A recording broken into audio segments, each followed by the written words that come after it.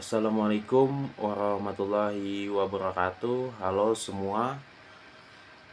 Perkenalkan, nama saya Chandra Trevino, mahasiswa Sosiologi Fakultas Ilmu Sosial dan Hukum Universitas Negeri Jakarta.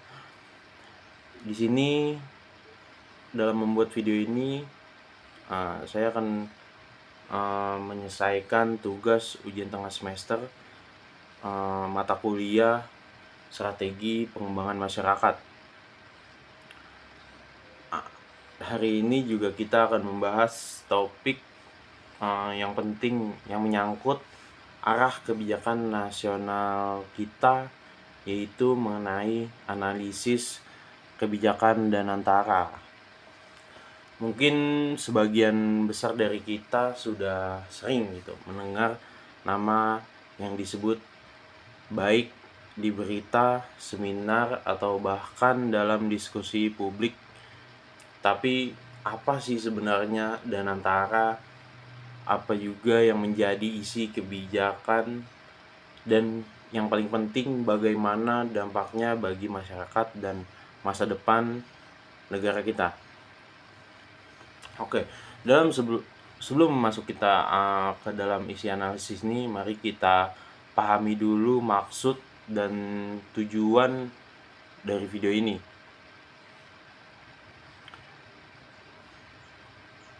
Video ini dibuat untuk memberikan pemahaman yang lebih jernih dan menyeluruh tentang kebijakan dan antara, baik dari sisi konteksnya, isi kebijakan, hingga dampak terhadap berbagai sektor.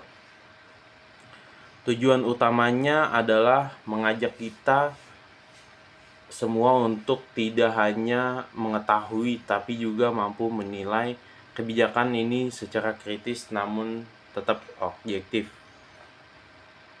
Karena pada akhirnya kebijakan publik bukan hanya sekedar dokumen atau pernyataan resmi. Ini adalah sesuatu yang menyentuh langsung ke kehidupan kita sehari-hari. Dan antara yang merupakan singkatan dari Dana Nasional Nusantara Raya, sebuah inisiatif pemerintah yang bertujuan untuk menyatukan berbagai skema pembiayaan pembangunan lintas wilayah, terutama di daerah yang selama ini kurang mendapatkan perhatian pembangunan. Latar belakang dari kebijakan ini muncul kesenjangan pembangunan yang masih nyata antara wilayah barat dan timur Indonesia, antara pusat dan daerah. Banyak wilayah yang belum terjangkau oleh fasilitas dasar seperti pendidikan, kesehatan, infrastruktur. Dan antara hadir sebagai jawaban atas kebutuhan akan pemerataan dan keadilan fiskal yang lebih nyata. Apa sih sebenarnya tujuan utama dari kebijakan dan antara ini? Setidaknya dalam video kali ini ada 3 poin besar yang saya ingin sampaikan, yaitu pemerataan pembangunan melalui alokasi dana yang lebih adil dan daerah tertinggal dan terpencil. Peningkatan kapasitas daerah baik dari sisi kelembagaan maupun sumber daya manusia agar mereka mampu mengelola dana program secara mandiri. Terus yang ketiga, penguatan sinergi pusat daerah supaya tidak ada lagi tumpang tindih ketidakharmonisan antara kebijakan nasional dan lokal. Tujuan ini tentu sangat mulia, tapi bagaimana dengan implementasinya?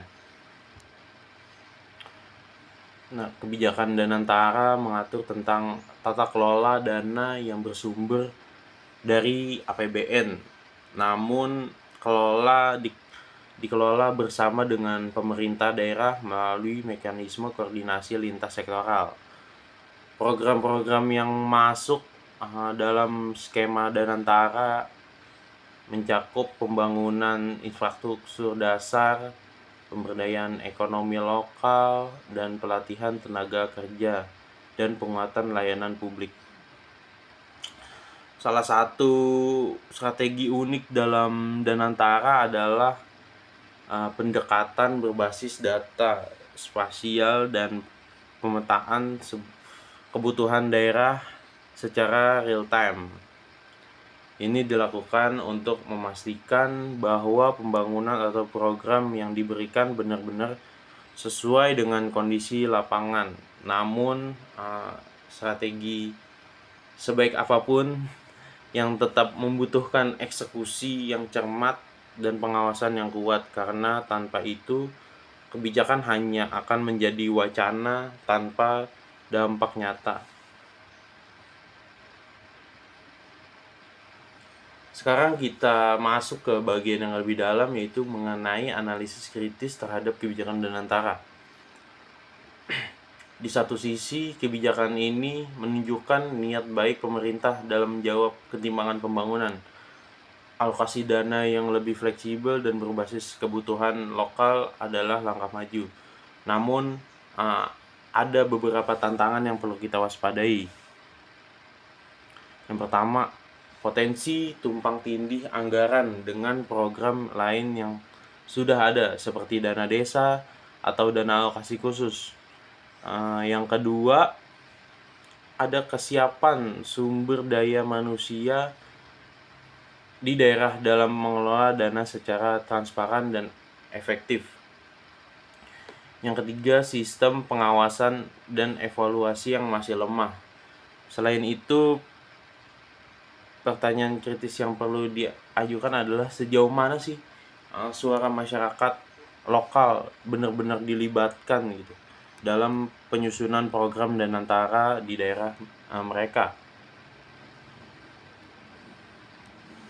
Bagian ini mengenai dampak dan dari kebijakan, dampak dan harapan lah. Nah, dampak dari kebijakan ini memang belum bisa sepenuhnya terlihat karena implementasinya masih berlangsung. Namun beberapa daerah sudah mulai merasakan manfaat, terutama dalam bentuk kecepatan pembangunan infrastruktur kecil seperti jalan desa, jembatan penghubung antar kampung, dan peningkatan layanan kesehatan. Yang menjadi harapan kita bersama adalah agar kebijakan ini tidak dapat menjadi proyek sesaat gitu, melainkan sebuah sistem jangka panjang yang berkelanjutan dengan perbaikan terus-menerus berdasarkan masukan dari masyarakat. Kita juga berharap bahwa dengan adanya Danantara ini, masyarakat daerah kita hanya menjadi objek pembangunan. Tidak hanya menjadi objek pembangunan, tetapi juga pelaku aktif dalam menentukan arah dan bentuk pembangunan di wilayah mereka.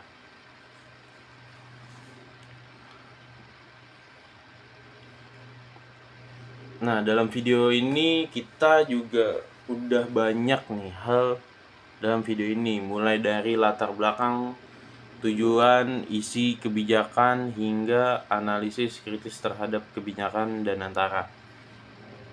Intinya, kebijakan ini lahir dari kebutuhan nyata dan punya potensi besar untuk membawa perubahan. Namun sebagaimana semua kebijakan publik, keberhasilan Danantara sangat tergantung pada 3 hal, yaitu niat baik, tata kelola yang transparan, dan partisipasi masyarakat. Semoga video ini bisa menjadi salah satu cara untuk membuka ruang diskusi yang lebih luas, dan tentu saja menumbuhkan kesadaran bahwa kebijakan publik adalah milik kita semua. Terima kasih yang telah menyimak dalam video ini. Itu saja. Wassalamualaikum warahmatullahi wabarakatuh.